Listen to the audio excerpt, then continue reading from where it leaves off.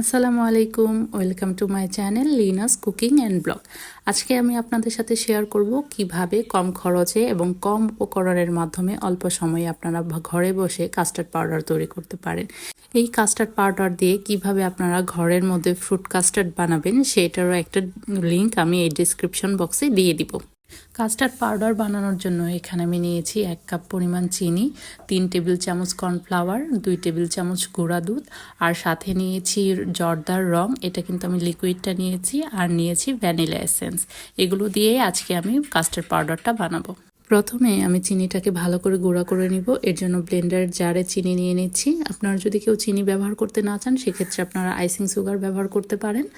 এবার আমি 30 সেকেন্ডের মতো এই চিনিটাকে গুঁড়া করে নিব। চিনি গুঁড়া হয়ে গেলে এর মধ্যে আমরা দিয়ে দিব কর্নফ্লাওয়ার, আর দিয়ে দিচ্ছি গুঁড়া দুধ, ভ্যানিলা এসেন্স, আর হচ্ছে জর্দার রং। ভ্যানিলা এসেন্স কিন্তু আমি 1/4 টিস্পুন দিয়েছি। পাউডার যদি আরও বেশি বানাতে চান সেক্ষেত্রে ভ্যানিলা এসেন্সের পরিমাণটাও একটু বাড়িয়ে দিবেন। এখন আমি এটাকে আবার 30 সেকেন্ডের মতো ব্লেন্ড করে দিব। তাহলেই কিন্তু তৈরি হয়ে গেল ঘরে স্বাস্থ্যকর উপায়ে কাস্টার্ড পাউডার। কাস্টার্ড পাউডার তৈরি করতে কিন্তু খুব একটা বেশি সময় প্রয়োজন হয় না, খুবই অল্প সময়ের মধ্যেই কাস্টার্ড পাউডারটা বানিয়ে নিতে পারেন। আর এই রমজানে কিন্তু কাস্টার্ড অনেক উপকারী স্বাস্থ্যের জন্য, সেটাও কিন্তু আপনারা বানিয়ে নিতে পারেন। তো ব্লেন্ডার করা হয়ে গেছে, এখন দেখতেই পাচ্ছেন কত সুন্দর একটা কালার চলে আসছে। এভাবেই কিন্তু চাইলে আপনারা খুব সহজে ঘরে বসে কাস্টার্ড পাউডার বানিয়ে নিতে পারেন খুব কম খরচে।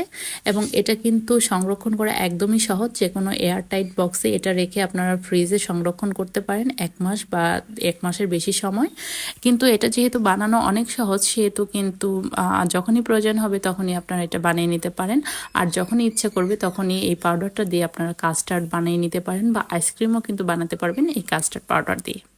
আশা করছি আজকের ভিডিওটি আপনাদের কাছে অনেক ভালো লাগবে। আর যদি ভিডিওটি ভালো লেগে থাকে তাহলে অবশ্যই লাইক, কমেন্ট এবং সাবস্ক্রাইব করতে ভুলবেন না। আর আপনারা যদি নিত্য নতুন আমার কাছে কোনো ভিডিও দেখতে চান অবশ্যই কমেন্টে জানাবেন, এবং পাশে থাকা বেল আইকনে চাপ দিয়ে রাখবেন। তাহলে কিন্তু আমি যখন নতুন ভিডিও আপলোড করব তখন আপনারা সেটা দেখতে পারবেন।